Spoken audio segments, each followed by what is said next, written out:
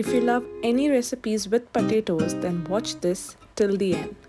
I have a full of flavor recipe for you called the Masala mashed potatoes, which you can use as a base to stuff your wraps, rolls, sandwiches, or just make a ball. Dip it into chickpea batter and fry to get delicious vadas.